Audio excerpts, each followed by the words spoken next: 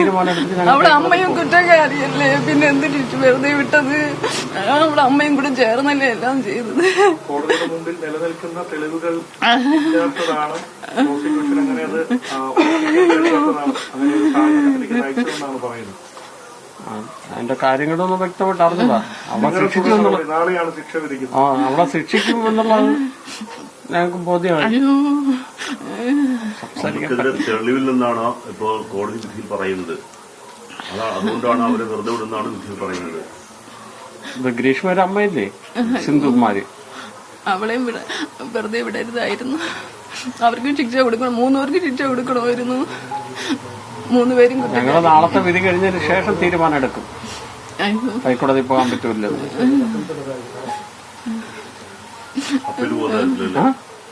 നാളെ ഹൈക്കോടതി ഇവിടത്തെ വിധി കഴിഞ്ഞിട്ട് ഹൈക്കോടതിയിലോട്ട് പോകും. ഗ്രീഷ്മയും അമ്മാവനുമാണ് കുറ്റക്കാരെന്നാണ് കോടതി കണ്ടെത്തിയിരിക്കുന്നത്. തൊട്ടത്തിൽ ശക്തമായി നിന്നിട്ടുണ്ട് കോടതി. അതിന് ഞങ്ങൾക്ക് സന്തോഷമുണ്ട് അവളെ ശിക്ഷിച്ചതിൽ. പക്ഷേ സിന്ധുവിന്റെ അമ്മയ്ക്ക് എന്ത് പറ്റിയെന്നുള്ളത് ഞങ്ങൾ തിരക്കും. എന്റെ കേസിന്റെ പിന്നാലെ ഞങ്ങൾ വീണ്ടും പോകും ഹൈക്കോടതി.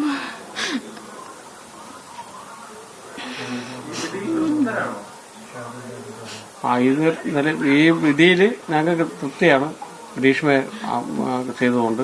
പക്ഷെ അവളുടെ അമ്മ ഗ്രീഷ്മയുടെ അമ്മ സിന്ധുകുമാരിയെ കൂടെ ശിക്ഷിക്കാത്ത ഒരു വിഷമേ ഉള്ളൂ. ഞങ്ങൾ മാക്സിമം നോക്കും ഹൈക്കോടതി പോവാൻ.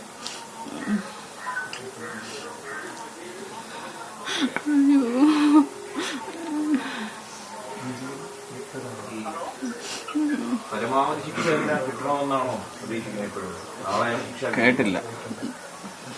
പരമാവധി ശിക്ഷ കൊടുക്കണമെന്ന് തന്നെ, പരമാവധി ശിക്ഷ കൊടുക്കണമെന്ന് തന്നെ ഞങ്ങൾ പ്രാർത്ഥിക്കുന്നു.